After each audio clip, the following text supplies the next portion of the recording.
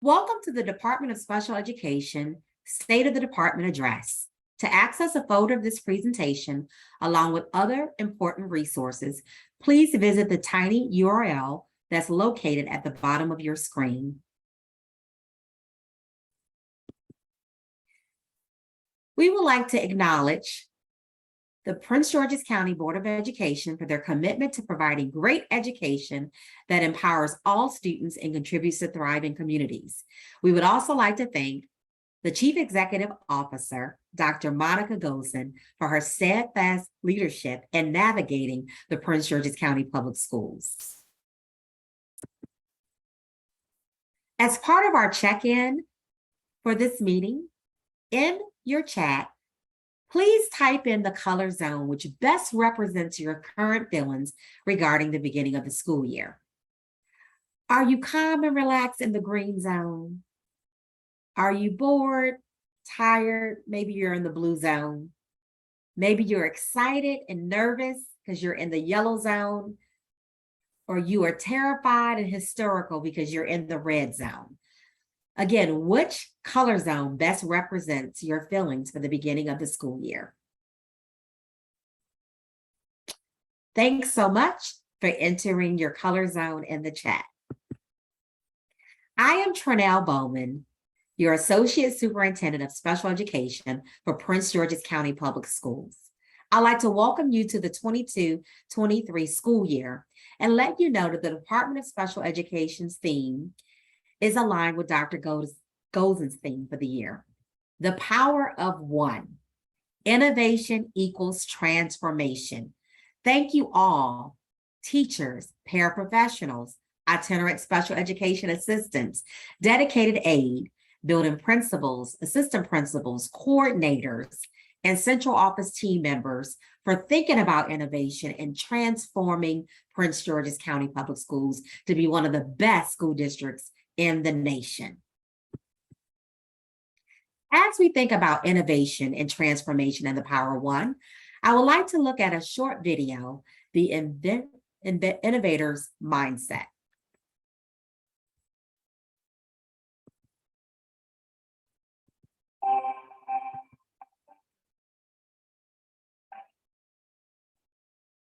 I am visionary. I envision a better world. I imagine things that don't yet exist. I believe it's my place to turn ideas into reality. I am courageous. I freely share my creative thoughts. I stretch myself to try new things. I embrace challenges. I am collaborative. I value the unique perspectives of others. I build on the ideas of others. I use my strengths to support the work of others. I am determined. I persevere until I achieve my goal. I recognize setbacks as opportunities to learn. I know that innovation and mastery require effort. I am reflective. I take time to think about what is and isn't working in my design. I think about how my work impacts other people and the world. I seek feedback to improve myself and my work.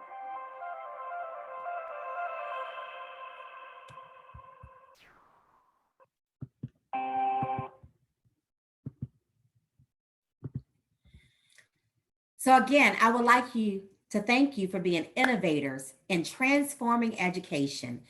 Thank you ahead of time for your commitment in educating our students with disabilities.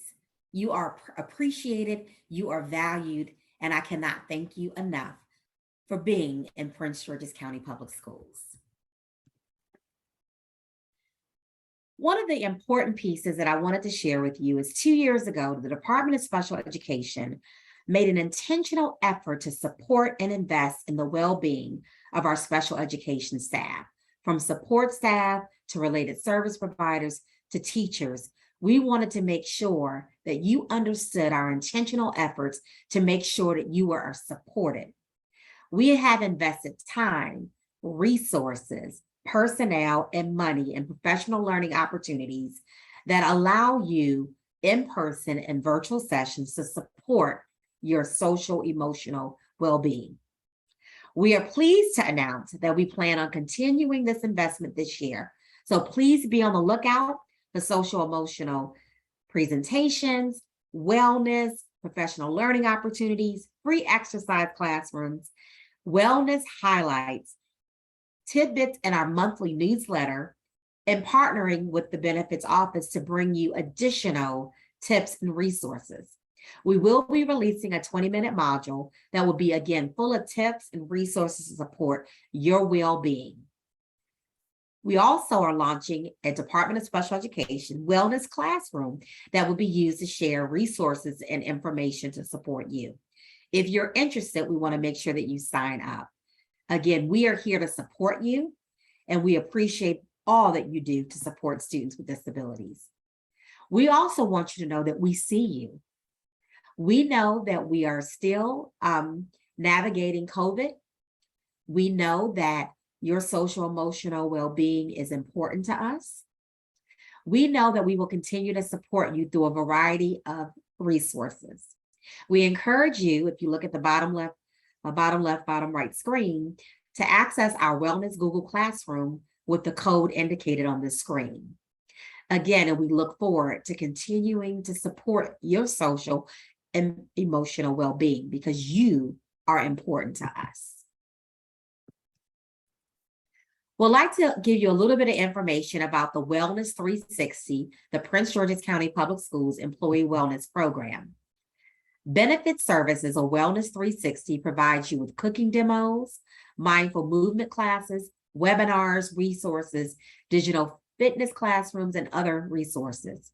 Please check out the Employee Wellness website under the benefits page. You can sign up for the wellness website to get emails and updates right into your inbox. This also includes the Express newsletter. We also have a partnership with Burn Along. With Burn Along, you get instant access to on-demand and live video classrooms with over 45 different courses of fitness and wellness categories. You can access it on your phones, your tablets, your computers, and your smartphones. They actually have classes for every level, so please make sure your family, your children, your aunts, your uncles, your neighbors can join you. We have classes from 5 minutes to 60 minutes. You can take the classes alone, or you can invite your family and friends to join you. This service is available free of charge to all permanent Prince George's County employees and your family members. To access, you can use the QR code here to sign up for Burn Along with that QR code right here on the screen. So we encourage you to do so. We also have an employee assistance program, which is a confidential program available to all permanent PGCPS employees and their household members. For the benefits, you can get up to 4 free counseling sessions with a mental health personnel. You also can get free legal and financial consultation and resources, child care and elderly care referral services, and an online resource library. Again, we encourage you to access these resources. You also, if you're with Care First or Kaiser Permanente, we have provided this particular site for you so that you can have information, the website as well as the phone number for both Care First and Kaiser Permanente, so should you or someone close to you need support.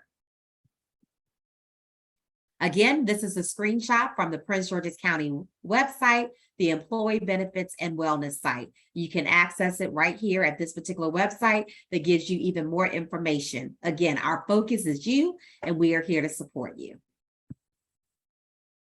So I wanted to provide you a little bit of demographic information regarding Prince George's County Public Schools. On this particular side, you see the Department of Special Education organizational chart. What's in light blue is our administrative team that supports the work that we do. In yellow, you see our lead administrative support. And then our dark blue indicates our office leads. And then you'll see in light gray boxes all of our program areas. So this is our organizational chart for the Department of Special Education. Who do we serve in Prince George's County? Prince George's County is one of the nation's 20th largest school districts and the 2nd largest school district in Maryland. We have an annual operating budget of $2.5 billion with over 208 schools and centers. And our enrollment as of September of last year was at 131,657 students, 20,000 employees. You could see that African American in our school district comprise about 55%, followed by Hispanic, Latino at 36%. And for our special education population, they're about 11% of our district, and English learners represent 21%. You'll see the other student demographics here for your review. When we think about children that we serve with disabilities, we are a birth to 21 state. That means we serve students right out of the NICU sometimes at birth. The number of students who are served under an individualized family service plan from 0 to 3 is approximately 3,000 students. The number of students that are provided with under an IEP is 13,984, and we serve about 17,062 students. These are our student count by disability. You'll notice that our primary disability that has the most, which trends with our national disability categories, is specific learning disability, where about 35% of our students are students with specific learning disability impacted in reading and mathematics. You'll notice that autism is at 15.15% and developmental delay. The development delay disability category can only be used until a student turns 8, and then IEP teams must then convene and determine what the primary disability will be. In terms of where we serve students, so the least restrictive environment, we are required by law to make sure a student with a disability is in what we call their least restrictive environment. You'll see that the majority of students in Prince George's County Public Schools are educated in LRE A, which means inside the general education classroom for 80% or more of the time. So again, these are our LRE settings. We start at general education and go all the way down to even correction facilities, private residential, or parentally placed in private school. So you can see how that distinction of our different LREs break out in this particular circle graph. We have a variety of special education programs located throughout Prince George's County Public Schools. And so you could see here where our early childhood programs are, our social, emotional, academic development programs, our autism extensions, our autism programs, regional school programs, comprehensive special education programs, deaf and hard of hearing programs, parent-infant programs, and our community reference instruction. Again, this particular slide does give you all of those locations for our specialized special education programs. Please note that some programs do have the grade level designation indicated, because not all of our programs may go up to a full grade continuum at a particular elementary school, for example. So take a look at that. We also are phasing out our comprehensive special education program known as CSEP. These programs are located throughout our district, and you can see what the tentative phase-out plan is, or the projected phase-out plan for each of our schools by grade level, and when they will be completely phased out. Please note that some schools may phase out a little bit quicker based on the projected number of students or low enrollment or boundary changes. Now I'd like to highlight some things from the 2021-22 school year. The one thing I'd like to share is that the Department of Special Education did meet our Prince George's County Public Schools strategic performance goals. We increased the percentage of students that are educated in the general education environment from 73% to 74.1%. We also increased the percentage of IEPs that meet targeted requirements using baseline data. So we increased from 46% to 85.41%. We also increased the direct support that we provide to general and special education teachers regarding specially designed instruction, and we increased that by 20%. We also established an inclusive dance class for our CRI programs at the high school level, where our CRI students with disabilities are partnered with a general education student for dance. We have held numerous community practices to really focus on cultural and linguistic diverse populations. We provided over 2,000 hours of office hour supports to general and special education teachers in implementing evidence-based strategies and specially designed instruction. We are so excited that we partner with Building Services, and we have been able to make over 27 neighborhood schools accessible so that students can return to their neighborhood boundary schools. Our Infants and Toddlers program received universal tier meeting requirements as part of the MSDE monitoring process, and our Part B special education program for students ages 3 to 21 moved from a focused to a targeted tier during the MSDE monitoring process. And now I'd like to give you a little bit about our IEP monitoring process and our results. Prince George's County Public Schools is always focusing on continuous improvement. We are required by the United States Department of Education and the Maryland State Department of Education to conduct systemic self-assessment and continuous improvement to meeting our state performance plan indicators to make sure that we are fully compliant with special education regulations. When we review your IEPs, we do this district-wide, and we review several IEPs at every single school in Prince George's County. We conduct what we call a desk audit. We randomly go into the Maryland online system, and we do a random selection of all students from preschool, elementary, middle, and high school. We use an IEP record review rubric, a Google form, and we review all of over 55 indicators that we look at as it relates to the Maryland Online. And in just a moment, you're going to be able to see some of those indicators that we actually monitor. The first few slides I'm going to share with you is the results from 2018 to 2021 of the Maryland State Department of Education monitoring results. And you can see that we have made tremendous improvement over the 2018-2019 school year to where we are currently. We look at things under the IEP development, such as present levels. How does a student's disability affect their involvement in general ed curriculum? Is the IEP goal measurable? Does it document related services, accommodations, parent input? Do we have an IEP that considers the behavior needs of students? So you can see all the indicators on the left-hand side under IEP development. We also look at the IEP process. Are appropriate participants attending the IEP meeting? Is there evidence of progress being made on the progress reports? Another area we look at is participation in statewide assessments. All the results of the assessments being documented. And you can see in 2018-2019, we went from 62% to 100% compliance in 21-22. We also look at ESY. Every year, as part of the annual review process of a student with a disability that has an IEP, we have to determine if extended school year services are needed. Transition. Are we fully compliant for students 14 and older? Do they have a transition plan that documents their transition needs? These are the 2019-2021 results from the Prince George's County audit. So the state comes in and audits us, and then we also do self-auditing of ourselves.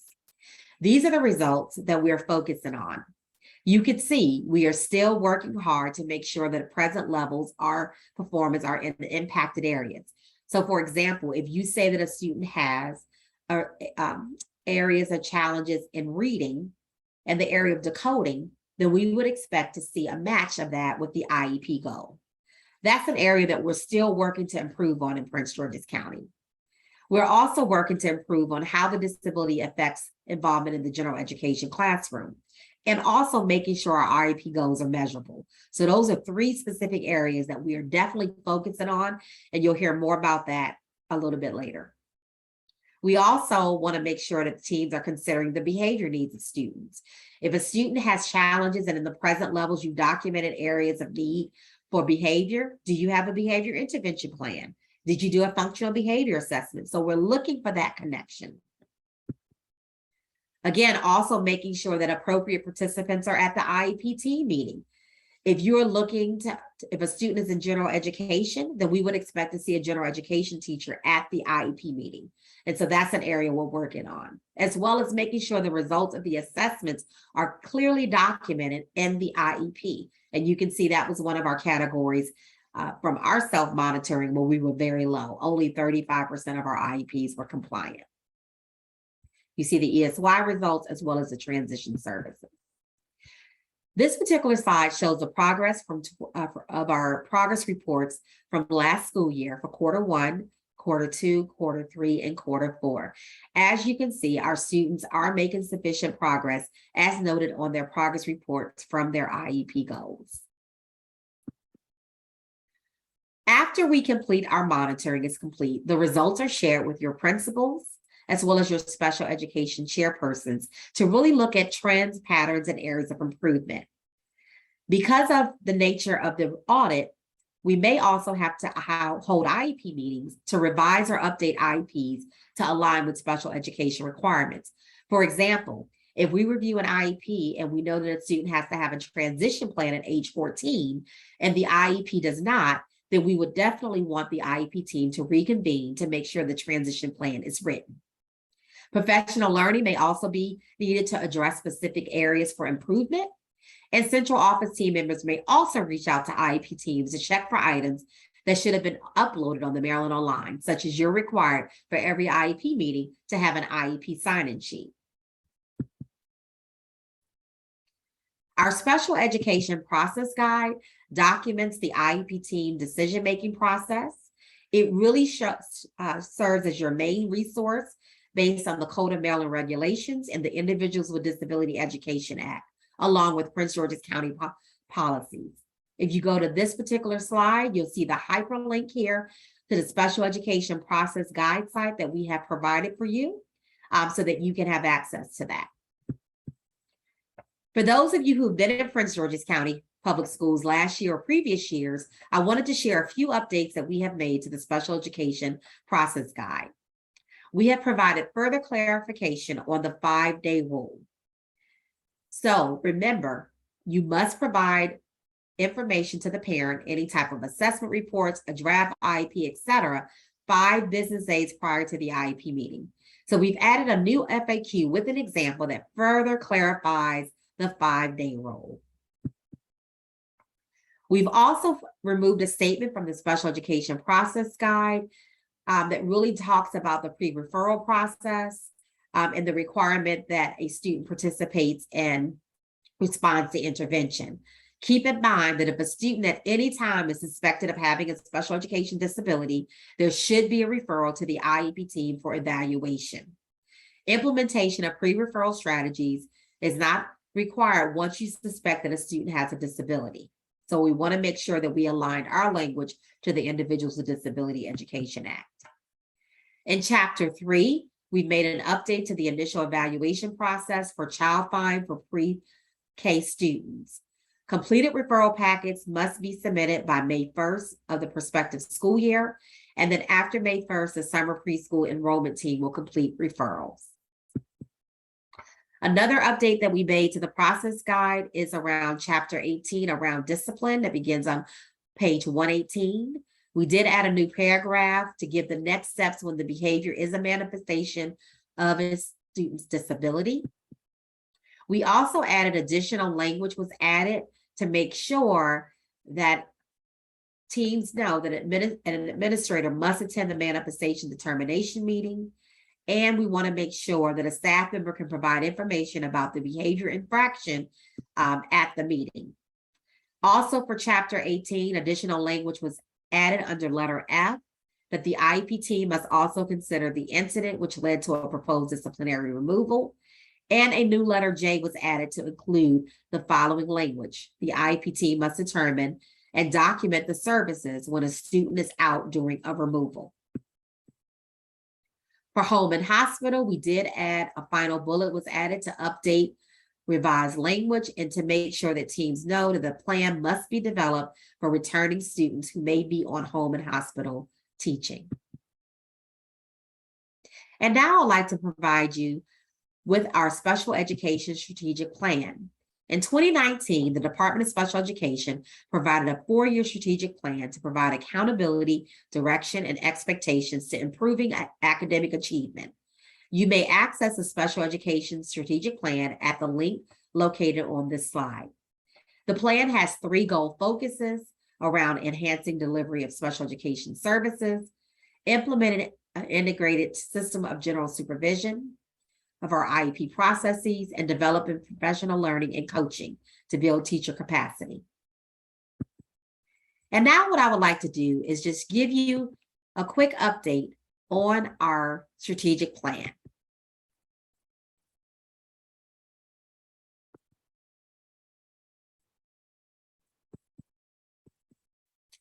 So goal 1 really focuses on enhancing our educational opportunities. You'll see on this slide that we've been able to hire additional team members to support our students in a variety of programs. And we also have provided resources to support our students, such as providing sensory calming rooms for our autism programs. And now I'd like to give you a quick update from one of our students.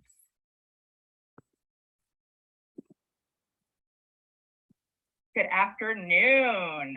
My name is Jessica Crum, and I am with I am an autism instructional specialist with Prince George's County Public Schools, and I am here to welcome a former student of mine. Could you tell us your name, please? Hi, my name is Matthew DeLeon. I met Miss Jessica when I was 4 years old. Great. So where do you go to school now, Matthew?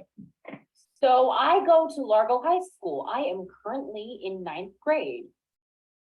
Neat. Okay. Okay, so let's see. How long have you been in our Prince George's County Public School autism program?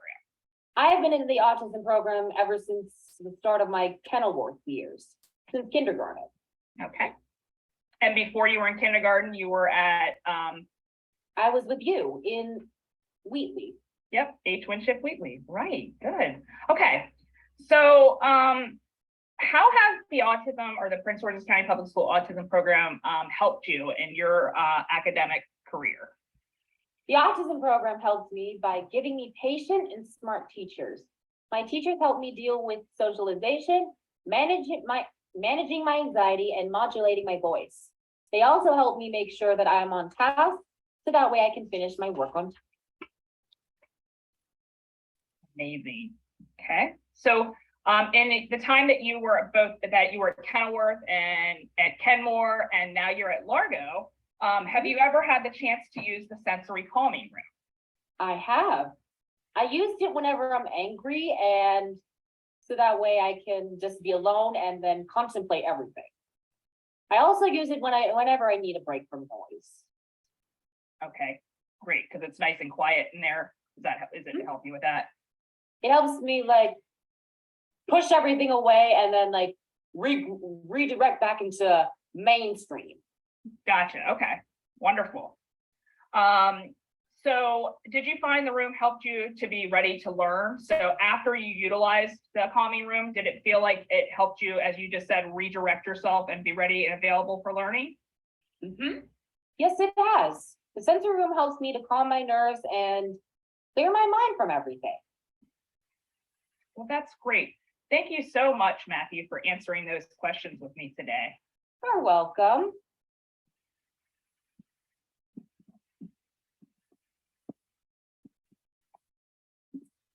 So I hope you enjoyed hearing from our students and what the sensory calming rooms mean to them. For our supervision and accountability for goal 2, I just wanted to highlight that we have worked hard to provide professional learning and coaching to our related service providers and teachers on the implementation of IEPs. We have developed asynchronous modules to support writing standards-based IEPs, and we have developed modules to help you understand the special ed process and procedures. Right now, I'd like to highlight one of our teachers from the field, Ms. Kimberly Banks Brown from Roger Heights Elementary.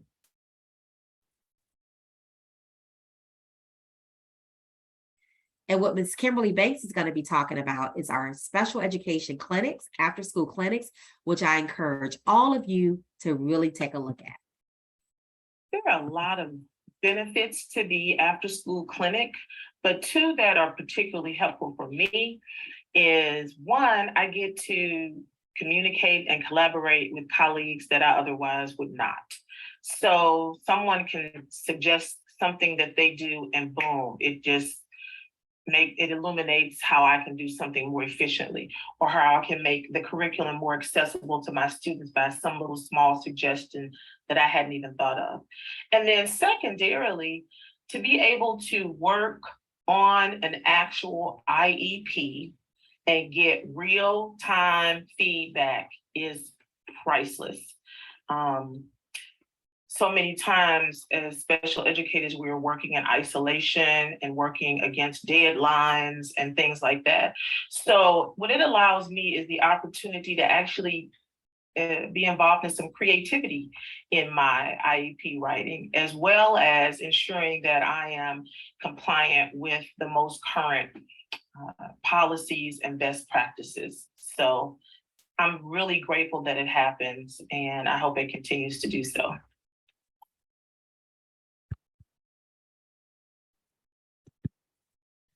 I also encourage you to take a look at Zakia Baker from Flintstone Elementary, who also will share with you how the clinics have impacted her. Also, as an update, as part of our Goal 2 strategic plan, the Department of Special Education has developed a monthly Principal Special Education Accountability Checklist that provides key academic and compliance indicators that are reviewed monthly via a rolling agenda. We also have developed a monitoring plan that really focuses. You heard me talk about our IEP monitoring plan that really looks at certain indicators around secondary transition, academic and compliance indicators. We also look and monitor our text-to-speech accommodations and decision-making.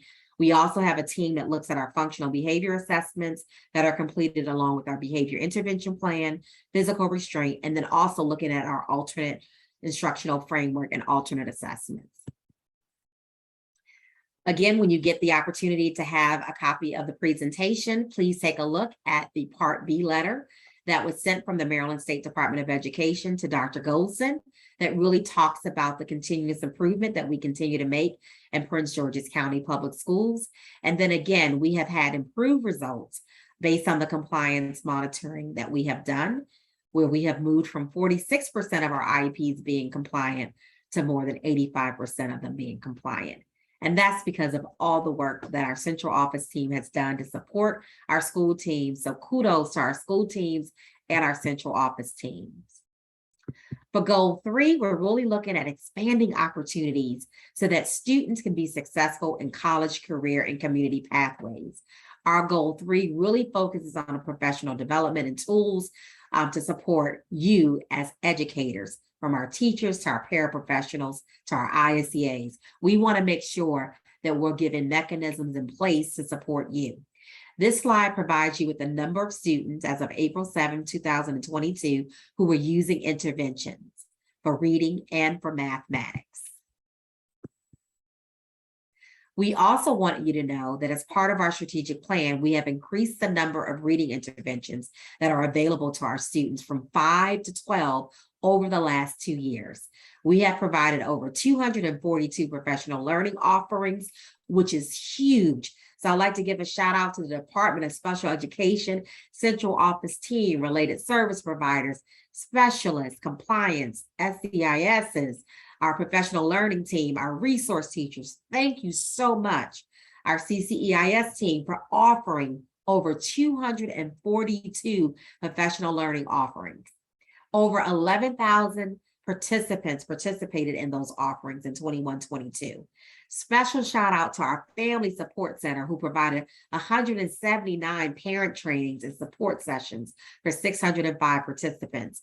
And paraprofessionals and itinerant special education assistants, you viewed over 5,986 modules last year. So we appreciate you taking a look at that. As part of Goal 3, these are some of the things that we have done as part of our strategic plan to support you and build your capacity. We've released a specially designed instruction fidelities tool to support the implementation of evidence-based practices. We also created in our curriculum framework documents throughout our district, a specially designed instructional document that highlights the considerations as we think about a student with a disability.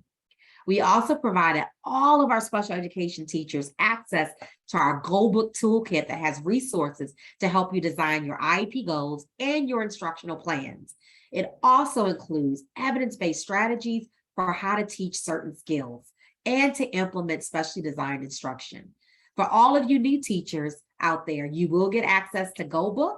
Not to worry, our team will provide you with access, and I'm sure you will find this is to be a very, very valuable resource. For more information about our strategic plan, you can, when you get the PowerPoint, you can select this particular link and it will provide you an access of all of our action steps that we have in our strategic plan.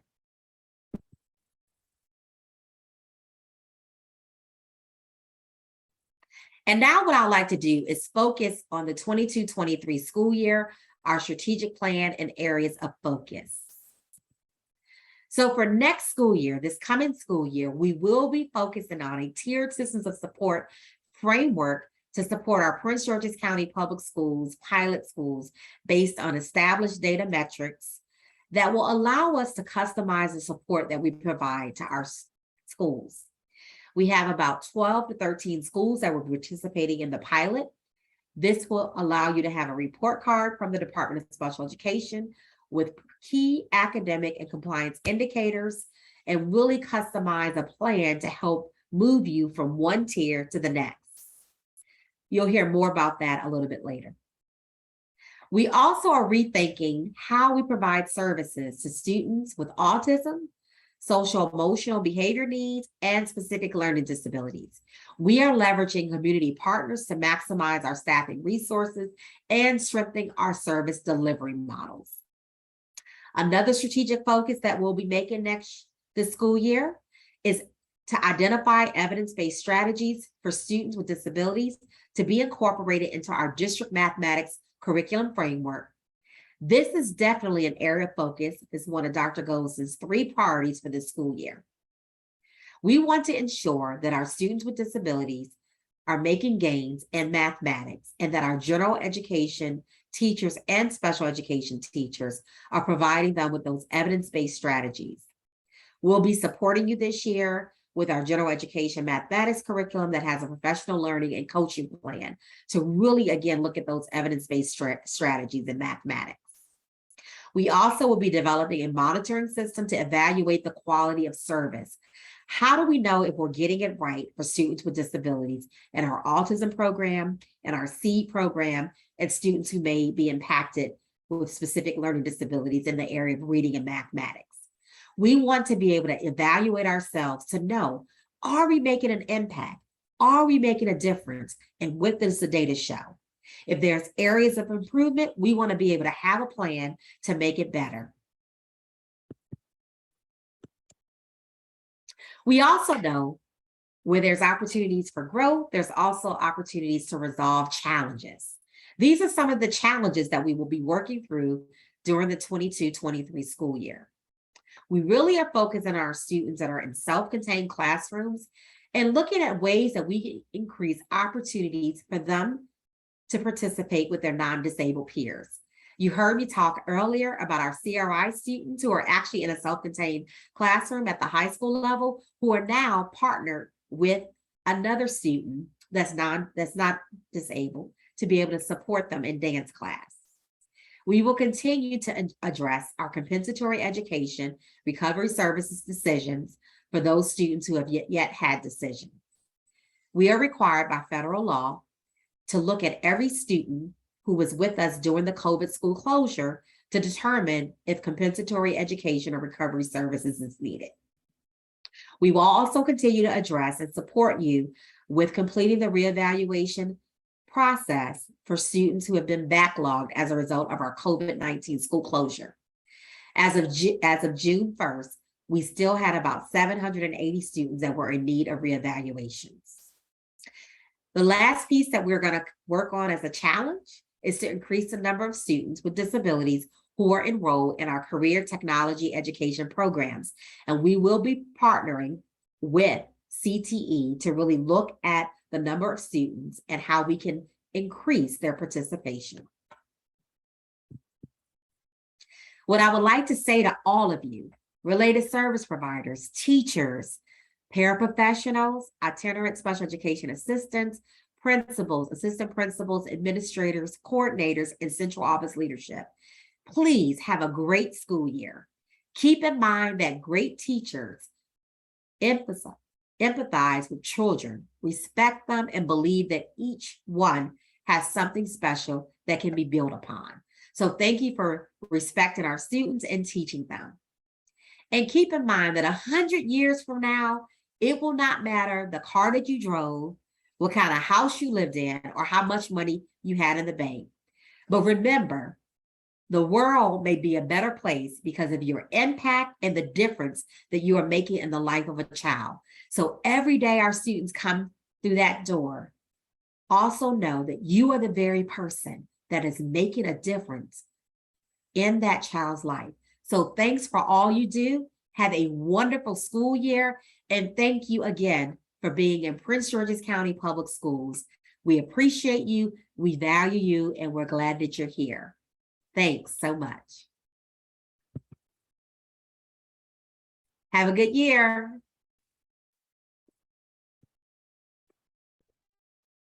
Greetings, everyone. For the remainder of the presentation, we are going to go over some of the upcoming Department of Special Education professional learning opportunities, and we will also provide details regarding today's next steps. The Department of Special Education is a part of the larger Division of Academics, which includes curriculum and instruction. Please make sure you access and review the guidance and resources that are available for all Prince George's County instructional employees. The top left box includes instructional guidance resources for elementary, middle, and high school teachers. The top right box includes resources and guidance related to the student learner profile and the PGCPS instructional framework. There is also a link to an overview video for both of these resources. Lastly, at the bottom of your screen, you will see a link to the new PGCPS Canvas Teaching and Learning Hub, which houses many instructional and planning resources, such as the ones just mentioned. Upcoming special education professional learning opportunities. There are several upcoming and ongoing professional learning opportunities from the Department of Special Education. We encourage you and invite you to attend. For Pre-Service Week, the Department of Special Education strongly encourages special education teachers to attend both the special education specialty area trainings and the curriculum and instruction content sessions that are most aligned to your teaching assignments for school year 2022-2023. Please consult eDoctrina and the electronic catalog sent by the Office of Professional Learning and Leadership for a complete list of pre-service offerings. Quarter one, the Department of Special Education is offering a multitude of trainings for quarter one. Please look at our synchronous and asynchronous offerings in eDoctrina. One of those offerings is the Department of Special Education after school clinics. We're super excited to offer the clinics again this school year. You can register for the clinics in eDoctrina, and the course number is displayed 57985. Our after school clinic will begin in October and run through May. There will be rotating topics and presentations covering a multitude of topics. We look forward to seeing you at one of our after-school clinics. As mentioned on the last slide, there are numerous asynchronous special education specific courses that can be found in Safe Schools, which have been developed by the Department of Special Education. To access these courses, you'll log into eDoctrina and follow the instructions that are written in the notes section for each course. And so there's a multitude of trainings. We have IEP modules, we have sessions on Maryland Online IEP, we have the special education process guides. So there are many asynchronous modules available to staff. So to access the full listing of trainings, you will click on this link that is on the bottom of your screen. We are also going to drop that link into the chat. And then if you have a question on how do you access these modules in Safe Schools, we also have a resource that will support you in doing that as well. And so we're going to drop both of these links into the chat. But again, you also have access to this presentation and the embedded links. Are you interested in staying on top of special education news and updates? If so, we have 2 ways to help you to do just that. The first way is by subscribing to our monthly newsletter. Each month, the Department of Special Education releases a newsletter with important information related to special education. Each issue includes updates, announcements, highlights from the field, employee acknowledgements, upcoming professional learning opportunities, and a wellness section for educators. If you are interested in receiving a copy of school year 22-23 monthly DSE updates newsletter directly to your inbox, then we're going to ask you to complete the form that we are going to drop into the chat. Again, you also have access to that link on this slide right here. Click on that link and that will take you to the form as well. The second way to stay connected is by visiting the DSE Google site.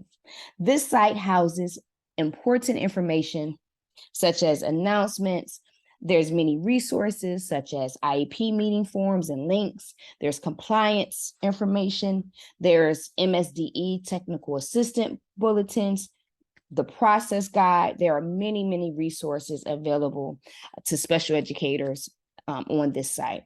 So if you would like to bookmark this site, we are going to drop that link into the chat as well. Now that we've talked about professional learning, let's talk about today's next steps. After you exit this YouTube training, please access your Safe Schools account in order to view today's remaining required asynchronous trainings for special education teachers, chairpersons, coordinators, related service providers, paraprofessionals, and itinerant special education assistants. You should view these modules between now and 12:30 p.m. Instructions on how to access the videos can be found in the Google document you visited to access today's welcome and state of department address link. We will also drop that into the chat for you as well. If you are a special education teacher, chairperson, coordinator, or related service provider, you will view the 2022 Maryland Online IEP updates, the 2022 Top 5 Strategies to Implement SDI, and Administrative Procedure 5062, Student Behavior Interventions. If you are a paraprofessional or ISEA, you will view the paraeducators' roles and responsibilities module in Safe Schools and Administrative Procedure 5062, Student Behavior Interventions, which is also available in Safe Schools. If you are a contractual employee and do not have access to Safe Schools, please visit the help desk after this recording to gain access to the required special education modules. Someone at the help desk will be there to support you. If at any time anyone needs help, please log on to our Zoom help desk. The link can be found in the chat right now, or you can access the link via the Google folder you went to in order to access today's YouTube link.